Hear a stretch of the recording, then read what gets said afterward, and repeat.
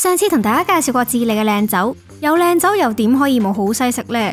今集好西遊記，我哋繼續食住嘢去旅行，一齊發掘下智利好西。要了解一個地方嘅飲食文化，就唔可以唔提嗰個地方嘅背景。智利係個沿海國家，原住民都係以薯仔、粟米同埋海鮮做主要食糧。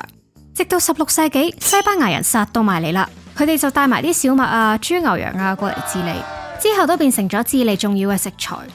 一句講晒，智利菜就係原住民同埋西班牙殖民文化結合嘅產物。就等我哋由智利首都聖地亞哥開始，睇下智利有啲咩好食啦。知道要去邊，下一樣就係揾食咩啦。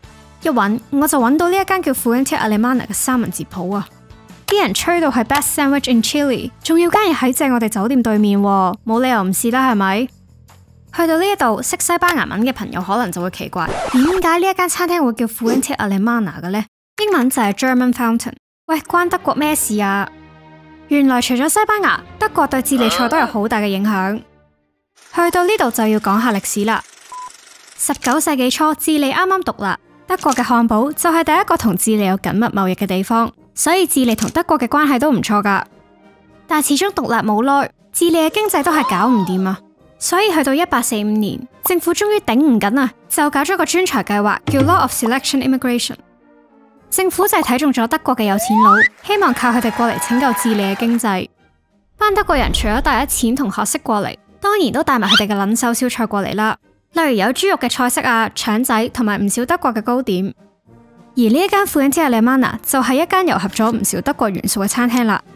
佢嘅招牌菜就係我面前嘅三文治，唔同配搭嘅三文治都會有個特別嘅名，例如牛肉三文治就叫做 Churrasco， 我呢一個豬肉片包就叫 Lomito。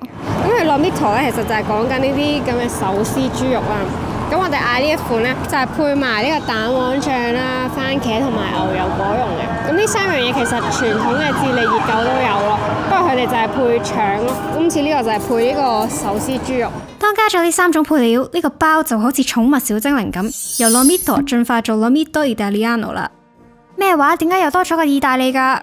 今次嘅原因就直接好多，純粹係因為牛油果、蛋黃醬同埋番茄呢一啲配料同意大利嘅國旗撞色，就叫 Italiano。喺呢啲食三文治嘅餐廳，通常都可以揀唔同嘅配料組合。想要一個全酒嘅包，你可以叫 Solo； 而唔夠多餸呢，就可以叫 Completo。佢就會俾晒全部嘅配料同埋德國酸菜你。但係咩配料都好啦，豬肉片做 base 嘅 Lomito 就係智利最經典嘅三文治，甚至有唔少人都話佢係智利嘅 national dish。但坦白講呢，我就覺得佢賣相唔係幾吸引嘅，幾港式嘅味道咯。佢話有啲似煲湯豬肉浸味咯，但係唔韌嘅，都食得落口嘅。哇！呢個個都係切咁樣食啊，之前好大份啊呢個。啲蛋黃醬食到滯死人啊！食咗一半已經飽到食唔落夜晚嗰餐，呢個包真係食一次就夠。其實一開始聽到啲咩 Best Sandwich 啊、Must Eat 啊，都預咗係啲遊客鋪嚟噶啦，但竟然都俾我見到有唔少 local 喺度食。去到呢度又有個小故事啦。話說喺我揾餐廳嘅時候，我發現有一大堆餐廳都叫做 Fuente X Culture Y， 佢哋仲要全部都係賣三文治嘅。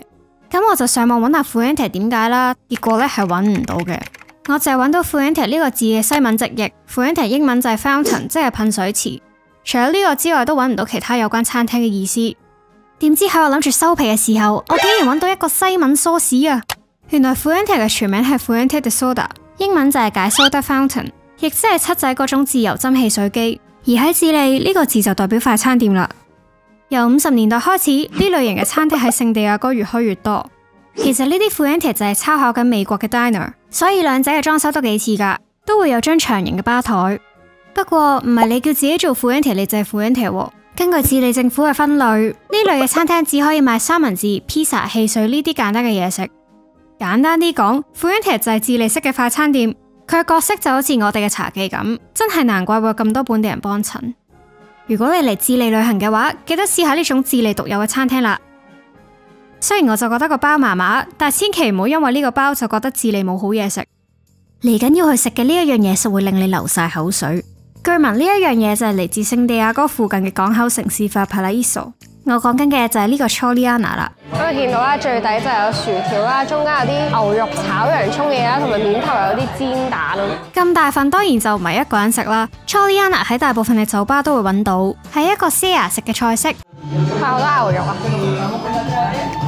好似五香肉丁，係洋葱好似日式牛肉檔嗰啲洋葱咁。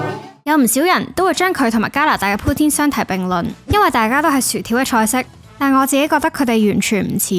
poutine 會淋汁喺上面整濕晒啲薯條，而 Choliana 面頭嘅牛肉冇太多汁，薯條 keep 到脆口，所以 poutine 淨係做到佢契細佬啦。片頭咪講過，智利菜係原住民同埋西班牙文化個仔嘅。喂，頭先介紹過嘅都好似唔太關事喎。你啲耐性，我哋依家嚟食嘅呢樣就可以體現到佢嘅文化融合啦。佢就係 empanada 啦。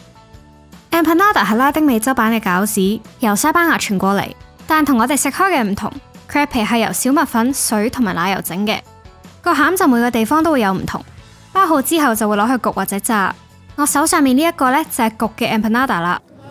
咁佢話係唔脆咯，但係個餡好好。智利呢度咧食一種叫 Pinot 嘅 empanada，咁就係有牛肉餡啦，跟住仲有啲洋葱啊、有蛋啊、橄欖啊，同埋 raisin 咯。Pinot 呢個字就係由智利原住民 Mapuche 嘅語言衍生出嚟，講緊嘅就係 Mapuche 嘅一個燉肉菜式，材料有肉碎、洋葱等等。呢個 empanada de Pinot 就係將原住民嘅菜式塞咗入餃子皮入面做餡啦。所以喺南美壓個 empanada 同我哋篤全魚蛋燒賣一樣咁簡單啊！基本上佢係款周街都揾到嘅日常小食，學我咁揾街邊小販賣就夠晒滋味啦。今集好西遊記就嚟到呢度，下次我就會帶大家去阿根廷揾食，下次見。